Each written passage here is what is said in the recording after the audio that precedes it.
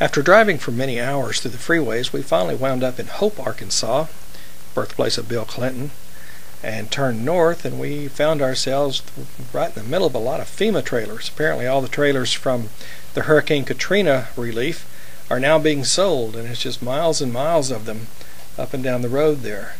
But we eventually got through this and got to the nicer areas of southern Arkansas, which is the nice forest there.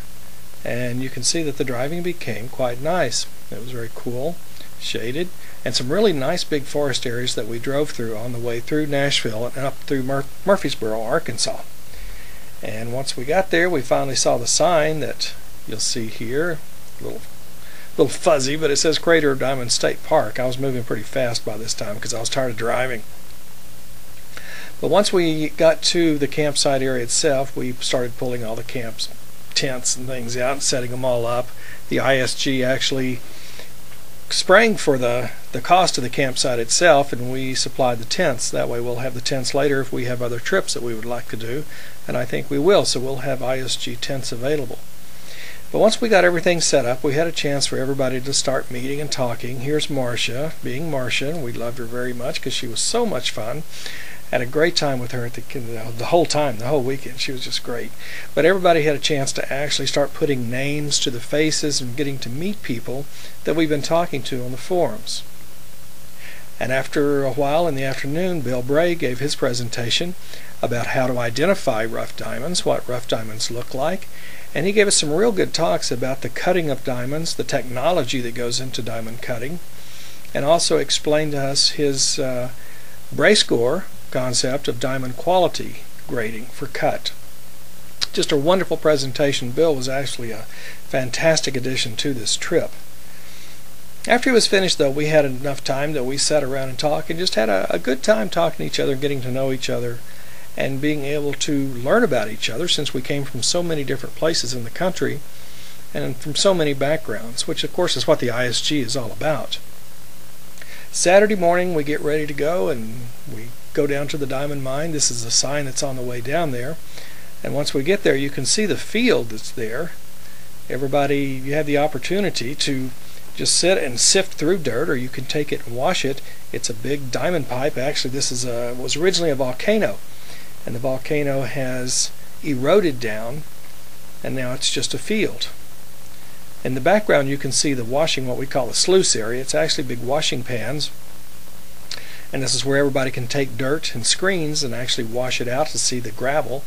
Here you have Lee and Lisa with Veronica and Pam's daughter in the background, washing out some of the dirt that we carried out. We actually carried it by buckets to the folks that were here with the screens and let them wash it out, and then we put all of that washed gravel into a big bucket to bring home so we could all split it up and see what we could all find in it once we got it dried out. Here we have Christine, Lisa, and Bill Bray. Bill stayed with us, helping everybody identify the little stones that they found to see if we had any diamonds along the way.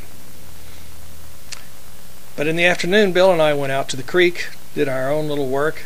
The creek bed, of course, has a big concentration of gravel, so we wanted to go out and see what we could find down there. It was pretty messy, but we got our hands dirty, but we brought out quite a bit of gravel from down there, and we're going to be testing that out over the next few days and see if we can find what all we got.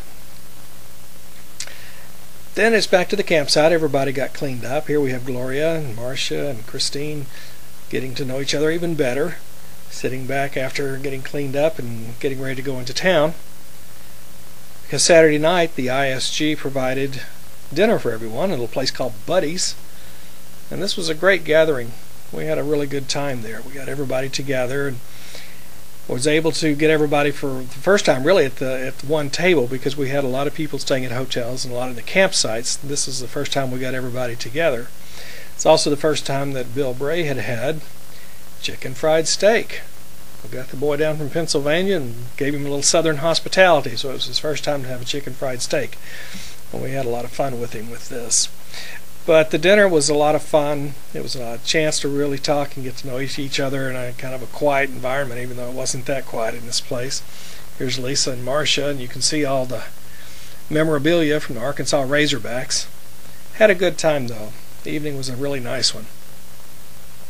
The next day we decided just to work in the field itself. In other words, we were just scraping through the dirt. We were on top of the lamprite formation here, which is the black volcanic rock where the diamonds are formed. And we were able to go through here and really do some scratching around of the topsoil. There had been some freshly turned over by the park, and we had a good time here getting various types of specimens of the lamprite and seeing if we could find diamonds right there on the surface. And here's Christine back down at the creek. Some of us split up and we went to the creek. Some of us went on little tours and went to see the videos. And here is Christine at the old washing plant. This is the actual equipment that was used about 100 years ago when this was actually a commercially operating diamond mine. And they had the tumblers. These are the tables where the rocks were put, that broken up into smaller rocks, and then the ore was put over grease tables to try to separate out the diamonds. But this was all the relics from when this was a truly commercially operated diamond mine. And here's where the old shaft was that they sunk down into the pipe itself to see just how many diamonds per ton they could get out. And here's Bill and Lee looking over the gravel that we washed. It's very small gravel, but this is what all we washed. We had laid it out on the table to be drying. And this has to dry because the diamonds will still look wet when all the things that are not diamonds look dry. And we dried this out for a while, and then we packed it up, brought it home, and we're going to separate it out so that those who washed all this gravel are going to get a chance to see it again later.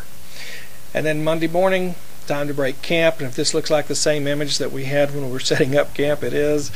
We just got to going so quickly when we were setting camp up and tearing it down that we didn't have time to take a lot of pictures. So anyway, we were setting it up and taking it down. It was a pretty big job. And then, of course, here we are. We're on the way back home. It was really a wonderful trip. It was great to be able to see the Murfreesboro area, to experience a diamond field, to experience the washing of the gravel in the sluice boxes and see all the old equipment. And more than anything else, to be able to meet the ISG people and put names with the faces and faces with the names.